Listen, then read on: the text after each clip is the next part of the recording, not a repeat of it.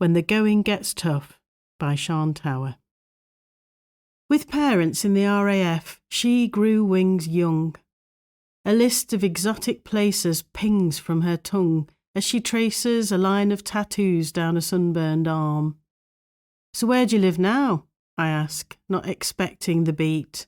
A side-eyed nod to the east. "Wellingborough," she throws into the sea. A camper van then. 4 walls on wheels, goes when the going gets tough. And the going has been tough.